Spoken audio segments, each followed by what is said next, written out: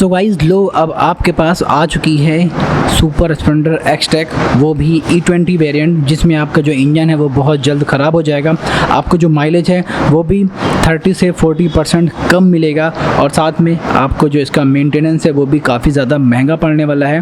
सो यही है वो E20 वेरिएंट जिसकी आज बहुत ज़्यादा चर्चा हो रही है। फिलहाल हम लोग देख लेते हैं कि आखिर इस बाइक में ऐसा क्या है जिसकी वजह से इसका जो मेंटेनेंस कॉस्ट है वो इतना ज़्यादा है और आपको जो है फ्यूल ज़्यादा भरवाना पड़ेगा, डिस्टेंस कम कवर होगी, पैसे ज़्यादा लगाने पड़ेंगे, इंजन ज़्यादा ख़राब होगा।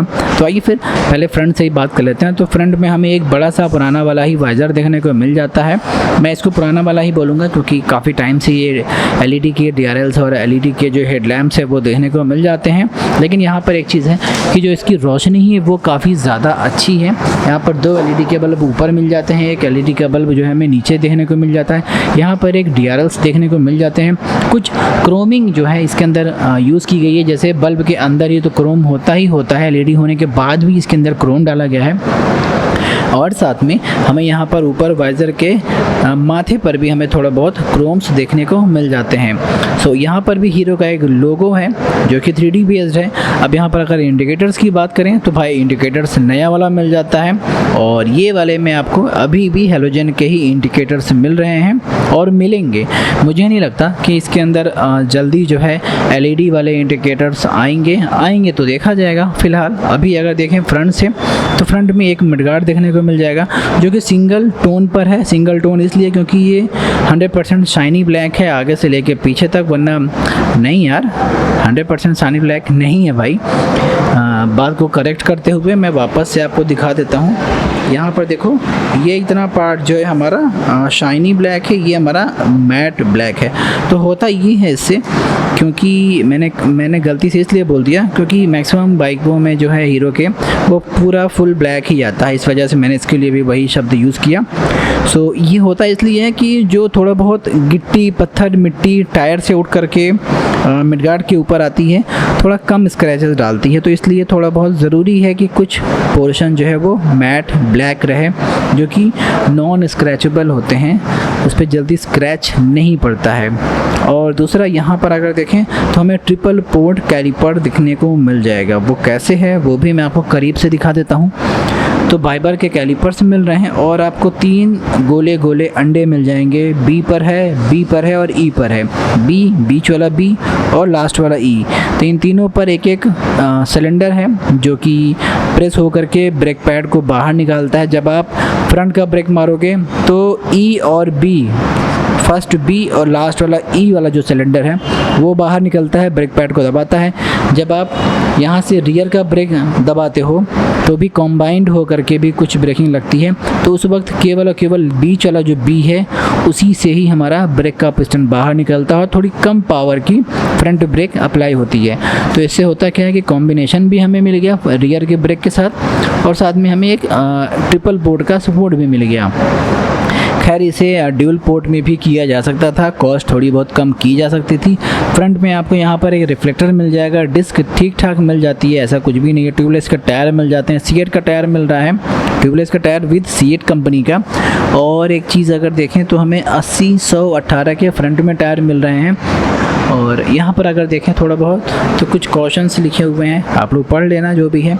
हैंडल पर आएँ तो i3 की एक स्विच मिल जाएगी, थोड़ा सा एक हमारा ब्रेक का जो लीवर है यहीं पर हमें इसका रिजर्वियर मिल जाएगा जिसके अंदर आप अपना .3 .4 वाले ऑयल डाल देते हो, अभी जाएंगे उस पर भी।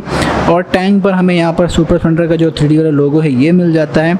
एक स्टिकर, वैसे तो ये पूरा ब्लैक पर है, शाइनी ब्लैक पर है, लेकिन जिसका स्टिकर है वो सिल्वर ग्रे कलर के कॉम्बिनेशन के साथ आगे से पीछे तक चला जाता है।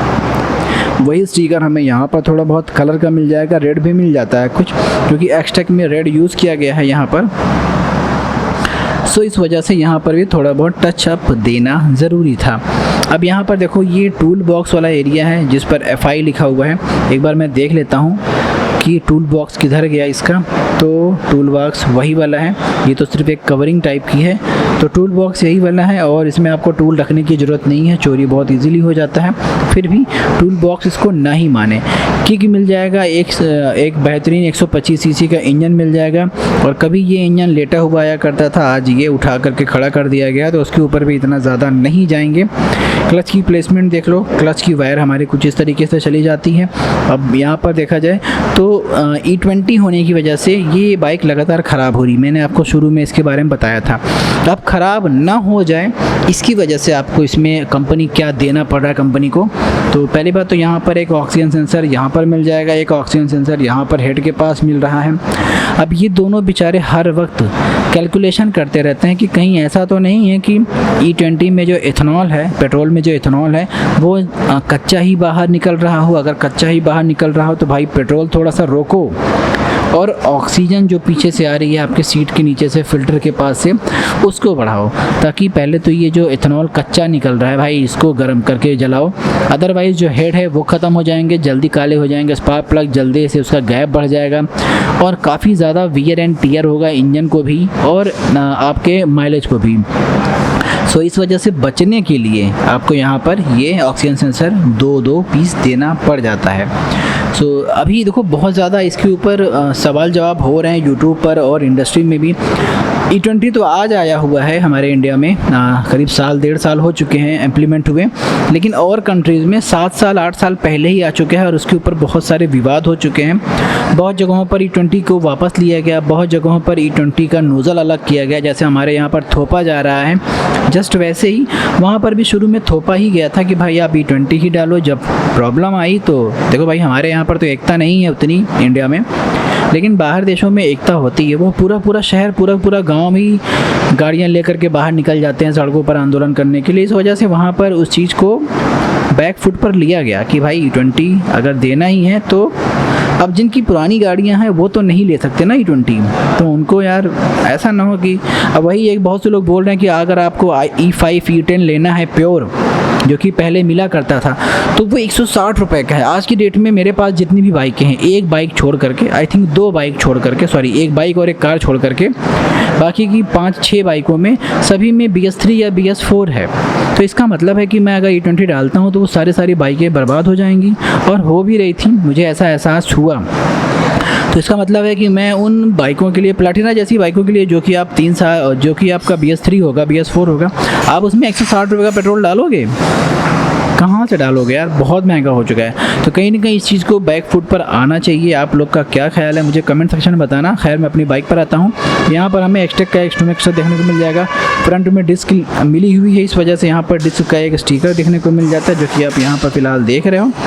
और ये ब्लूटूथ से कनेक्टिविटी होती है तो आपके फ़ोन में काफ़ी कुछ इन्फॉर्मेशन जो है ये शेयर कर लेता है। बाकी PDI नहीं करवाया है मैंने, इस वजह से यहाँ पर ऐसा ही ऑफ रहेगा।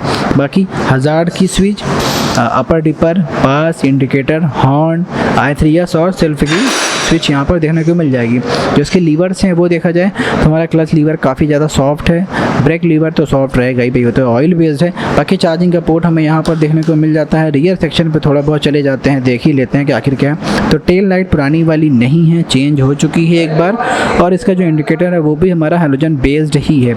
अब यहाँ पर देखें रियर का टायर, तो वो भी हमारा जो है 80/118 का ही होगा आई थिंक। एक बार देख लेता हूँ, 90/90/18 का है भाई रियर टायर, और जो इसका चैन कवर है वो हमारा जो है प्लास्टिक पर मिल जाता है। सो दोस्तों आपको मेरी ये वीडियो कैसे लगी जल्दी से नीचे कमेंट में बता देना भाई। वीडियो अच्छा लगे लाइक जरूर करना। चलिए मिलते हैं किसी और एक अमेजिंग वीडियो, तब तक आप प्लीज़ ख्याल रखना अपना और अपनी बाइक्स का। Bye bye.